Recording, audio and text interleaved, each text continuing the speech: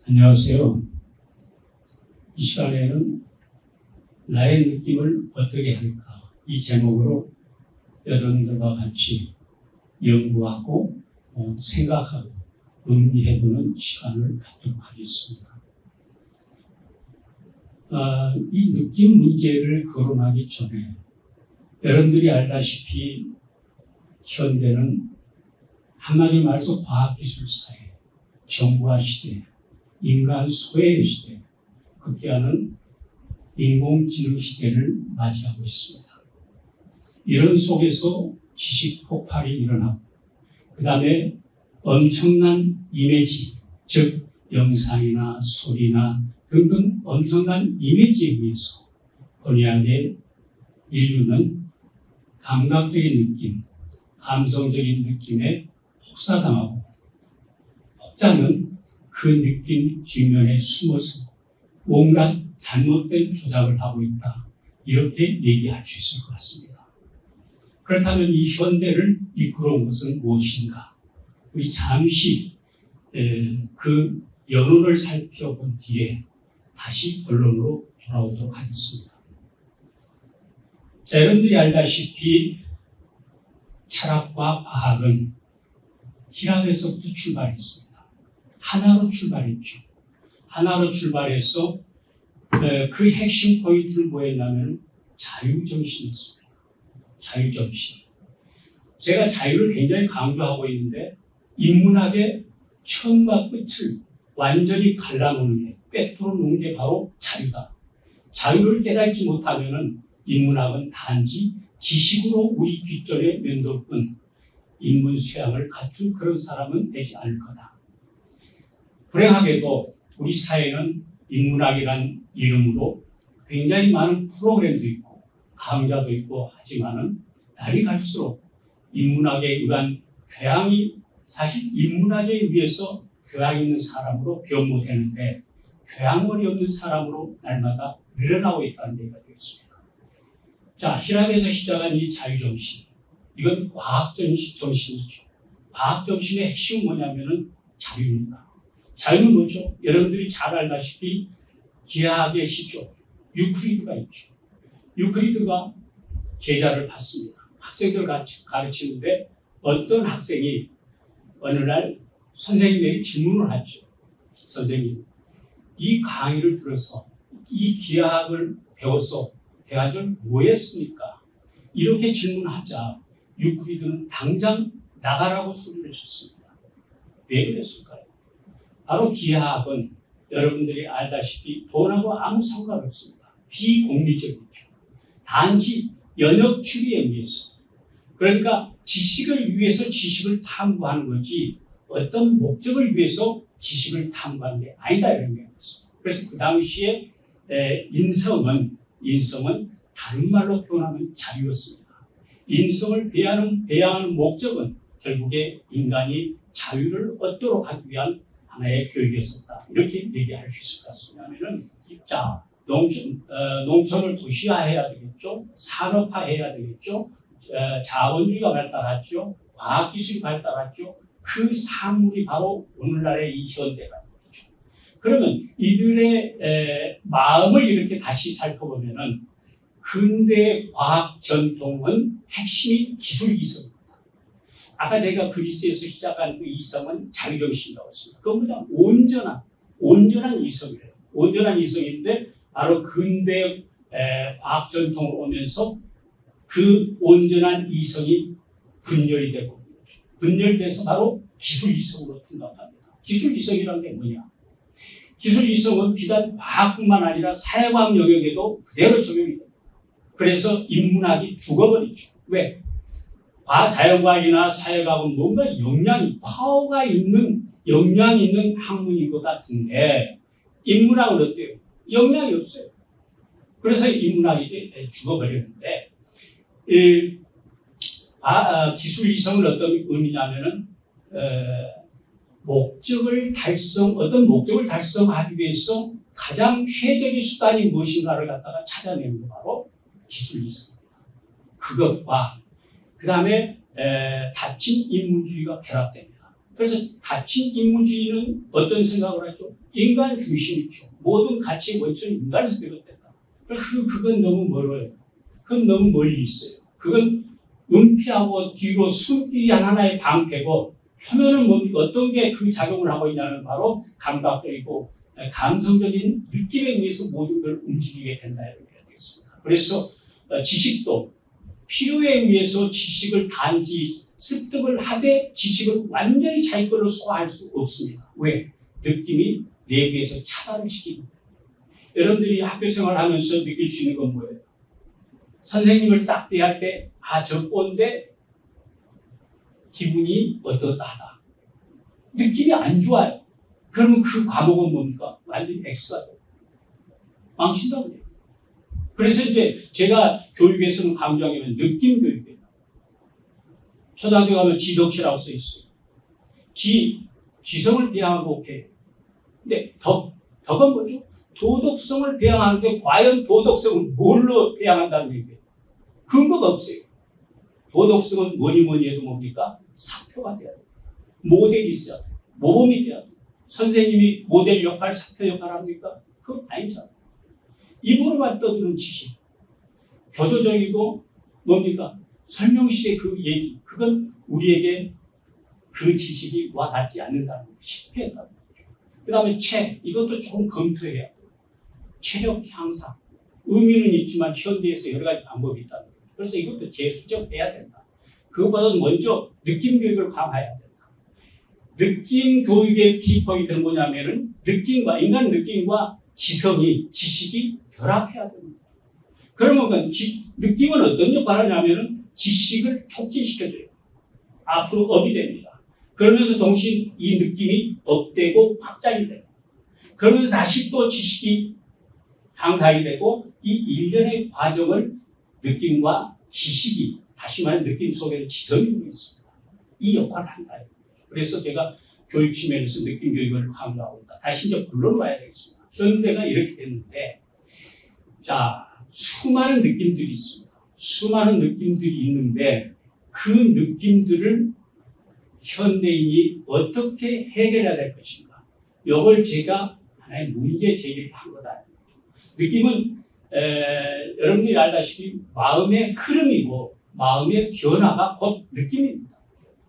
마음은 동양이든 서양이든 간에 마음에 대해서는 누구도 한마디로 얘기 못합니다. 왜? 광대무변하기 때문에 끝이 없어요. 그런데 끝이 없는 이 마음이 여러분이 생각할 때 어떤 생각이 들어요? 자, 끝이 없는 이 마음이 좁히면 어떻게 되죠? 좁아지면 자기를 낳아준 부모님도 봉양을 못합니다. 자기가 기른 개의 똥은 치울망정 부모 똥은 치울 수가 없다. 이게 마음이 좁아지면 그렇게 된다. 마음이 넓어지면 어떻게 됐죠? 우주적인 마음이 된다. 그래서 그 마음 시각으로 본다면은 자아중심의 마음이 있고 이 자아중심의 마음을 확대하면 어떻게 되죠? 인류중심의 마음이 되는 거죠. 그걸 우리가 그대로 생각하지 말고 여러분들 좀 훈련해야 될 것 같아요. 인류중심이라는 얘기 객관적이고 보편적이라는 얘기예요. 보편적. 자유중심이라는 얘기는 뭔가 주관적이고 편협적이고 저 혼자만 통하는 거죠. 그 다음에 그걸 또 양자를 더 포괄하는 우주적인 마음까지 갈 수가 있다. 이게 어떤 역할? 느낌이 그렇게 할 수 있다는 얘기죠. 자, 통합을 해서 방금 설명해준 그런 내용으로 이어진다. 되겠죠. 자, 아까 말씀드렸죠. 현대인과 감각적인 영상, 소리, 형상, 언어. 그러니까 느낄 수 있는 모든 대상들. 온갖 이미지들이 있죠. 이게 갈수록 증폭되고 있습니다. 그래서 핸드폰, TV, 컴퓨터, 유튜브 등 온갖 감성적이고 감각적인 느낌이 고착이 되는 게 이게 문제라는 얘기죠. 이런 현상이 일어나잖아요. 그러면 더 이상 마음을 뭡니까? 오픈하지 않고 덮어버려요. 덮어서 그냥 그렇게 습관대로 행동하는 거죠. 그래서 결국이 어떻게 됩니까? 심각한 문제. 다친 자아가 된다는 거죠. 겉은 멀쩡해요. 외모도 수려하고 또 멋있게 입고 학력도 괜찮은 것 같아요. 그런데 내면을 파보니까 엉터리가 굉장히 많다. 심각해요. 우리 사회에 여러분들 한번 생각해보세요. 우리 시대에는 교양이란 말을 많이 사용했습니다.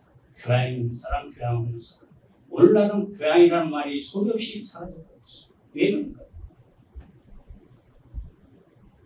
자, 교양 없는 그 흔적들이 너무 많아요. 정치판을 한번 봐보세요. 정치판에 정객들, 저는 정치인이라는 말을 붙이고 싶지 않아요. 정객들이 내뱉는 소리를 들어보세요. 그게 많은 사람들도 느끼게 되고 당사자도 느끼고 상대도 느낍니다. 어떤 영향을 줄까요? 우리가 심각한 문제로 받아들여야 될까요? 자, 그래서 마음이 덮개가 형성된다는 거죠. 마음의 덮개를 없애야 되는데, 진정으로 인간이 되기 위해서는 덮개를 없애야 되는데, 덮개를 덮어버려요. 자기가 감각적이고 감성적인 느낌에 의해서 훈련되고 습관된 그 이유에 대해서 들으려고 하지 않아요. 덮어버려요. 그래서 다친 자라고 표현합니다. 그래서 교양이란 말, 사람이라는 말은 참 옛날 얘기가 되어버렸다. 그래서 심지어 인문학 역시 완전히 소화되지 않는 인문 지식도 있죠. TV 켜면은 인문학의 어떤 때는 저는 화가 날 때가 있어요. 화가 난다고 하면 정말 불쌍한 표현인데 애처로운 표현이잖아요. 오죽하면 모르겠습니다. 인문학 지식은 좋아요. 지식은 전달해 준 건 좋다 이거죠. 그런데 목적이 뭐냐? 인문학은 이제 한마디로 정의한다면 굉장히 어려워요. 인문학이 뭐냐? 어렵습니다. 제가 아까 모두에서 뭐라고 표현했냐면 인문학은 처음부터 끝까지 꿰뚫을 수 있는 개념은 자유다 이렇게 되었습니다. 인문학을 결국에 사람을 존중하고 사람을 중시하고 사람을 배려하고 아끼는 게 결국에 인문정신이 구현된 거예요. 그러려면 그 근거가 뭐냐? 자유입니다. 내 자유가 소중하기 때문에 상대의 자유를 소중하게 여겨야 돼요. 그 근본적인 본질을 이해하게 되면 뭡니까? 성차별할지 남녀의 갈등이랄지 부부 갈등에도 온갖 갈등들을 갖다 상당히 잠재울 수 있습니다. 근데 우리는 엉뚱한 짓을 하고 있다는 거죠. 자, 그래서 인문학도 이제는 반성을 해야 된다. 인문학을 가지고 이 천하를 어떻게 하겠다는 얘기예요. 그렇게 안 돼 있다는 얘기예요. 자, 그래서 인문 지식으로만 여길 뿐 인문 소양은 관심이 없다. 인문 소양과 인문 지식은 완전히 다릅니다. 인문 소양이 함양이 되면 교양머리가 생기고 교양머리가 생기면 어떻게 됩니까? 좋은 사회에 행복을 얻을 수 있는 기반을 마련하는 거예요. 사회가 안정된 사회가 돼요.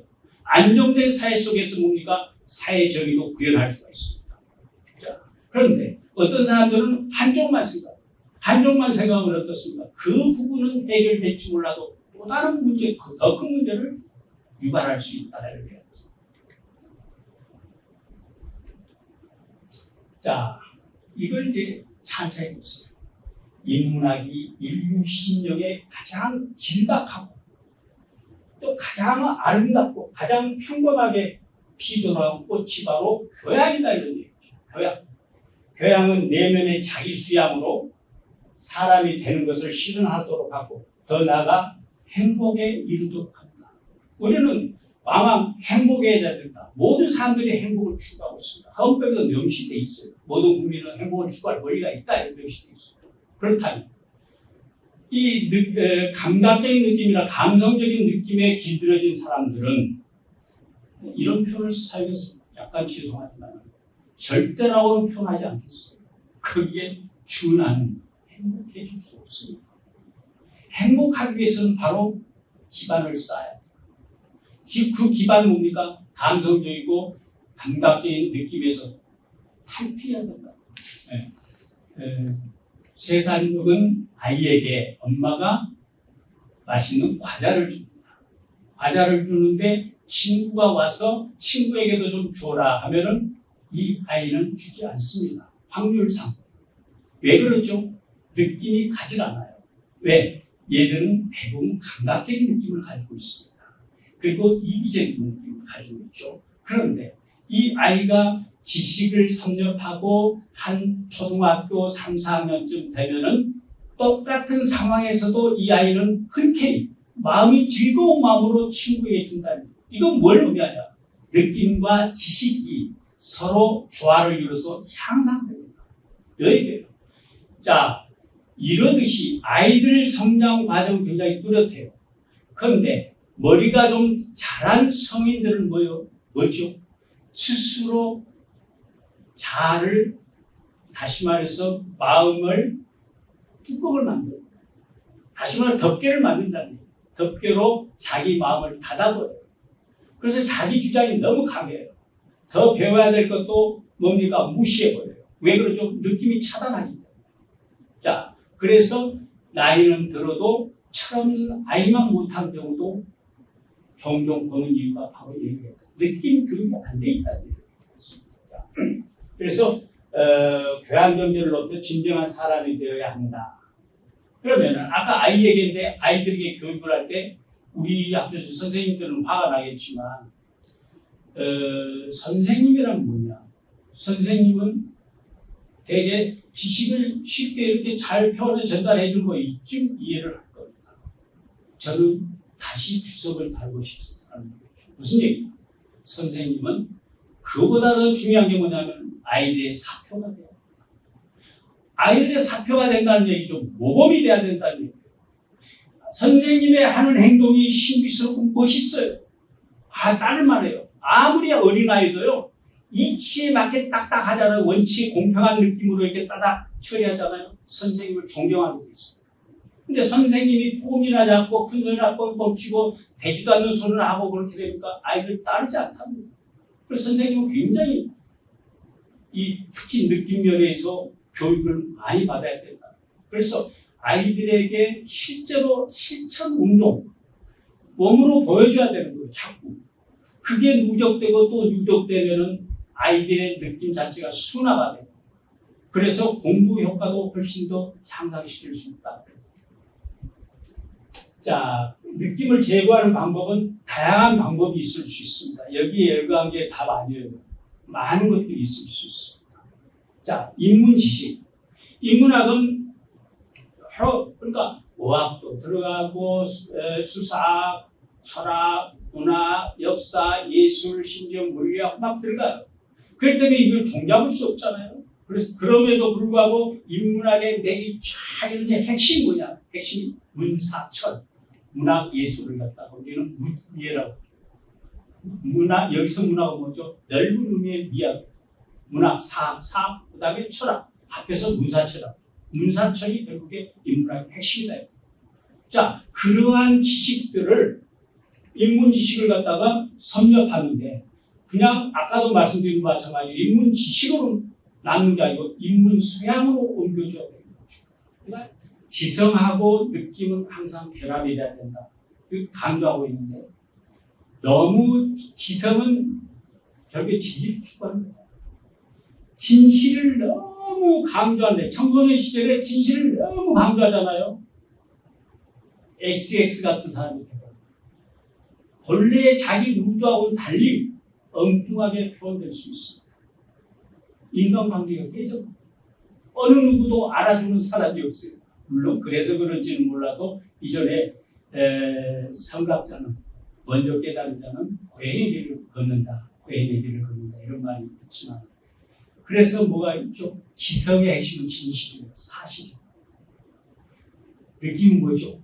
따뜻함, 온화함, 아름다움, 선함 이런 게 있어요. 따뜻함이 있잖아요. 이게 같이 결합해줘야 돼요. 그럼 결합했는데 중심점이 너무 이쪽으로 와도 안 돼요. 너무 이쪽으로 오면 뭡니까? 느낌의 결정은 뭐냐면은 거짓으로 조작한다는 데 결정. 그걸 거짓으로 조작. 우리 사회도 현대사회에서 그걸 거짓으로 조작한 경우가 많잖아요. 울고 웃고 난리고. 나중에 그래서 동정을 하지만 나중에 오면 아닌 경우도 많잖아요. 그렇죠? 사랑하는 느낌으로 다른 사람, 자신을 사랑하는, 이게 매우 중요하죠. 사랑은 뭐죠? 내 자신을 사랑하는 마음으로, 내 자신을 사랑하는 느낌으로 다른 사람을 사랑해요. 틈을 안 주잖아요. 왜? 자유가 관통합니다. 틈이란 얘기는 뭐죠? 어떤 공리성, 어떤 결과, 어떤 전제, 어떤 물질성, 일체 없습니다. 단지 내가 양심에서 흐르는 그 도덕률 자유 법칙이 있죠. 이것에 따라서 나는 행해야 할 뿐이에요. 자, 그래서 이제 이런 것들은 우리 느낌을 대충 도덕적인 느낌을 간추려 본 거예요. 또 동정한 느낌이랄지 마땅히 그렇게 해야 되는데 그렇게 하지 못해서 부끄러워하는 마음 참 인간이 아니야 나는 이렇게 부끄러워하는 마음 이것도 도덕적인 느낌이에요. 그다음에 뭐죠? 공평한 느낌. 공평한 느낌은 참 어려운 소리예요. 공평한 느낌을 왕왕이 높게 고상하게 고장하게 정의란 말을 많이 써요. 정의가 어떤 얘기냐면 정의는 공평과 균등의 원칙이 적용이 되는 것이 곧 정의를 실현할 수 있는 방법이에요. 그러니까 어느 조직 또 어느 개인들 간에 공평과 균등의 원칙이 적용이 됐는가 이 질문에 답하면 정의가 성는가를 알 수가 있다는 거예요. 그래서 바로 그 공평한 느낌이 그것과 관련성을 가지고 있다. 그 다음에 진실한 생명의 느낌. 그러니까 어떠한 이해관계를 떠나서 정말 진실한 생명의 느낌이 있잖아요. 그건 어떤 것도 개입할 수가 없어요. 그 느낌이죠. 자, 이런 것들이 결국에 더 추구할 수 있어요. 그런데 도덕적인 느낌이다. 이 도덕적인 느낌들을 갖다가 더 높이고 더 확충시켜서 결국에 마음의 경계도 좀 높여달라. 이 얘기는 지금. 그 얘기를. 그래서 최종적으로 이성화된 느낌이 되는 거예요. 그래서 우리가 성인이 됐다. 뭐가 됐다. 한마디로 제가 표현한다면 그 사람의 느낌은 이성화된 느낌 경지에 도달합니다. 이렇게 얘기할 수 있습니다. 자, 공평한 느낌 얘기가 나왔어요. 공평한 느낌이 아직 형성되지 않는 사랑행위 있죠. 도덕행위 있죠. 이건 결국이 뭡니까?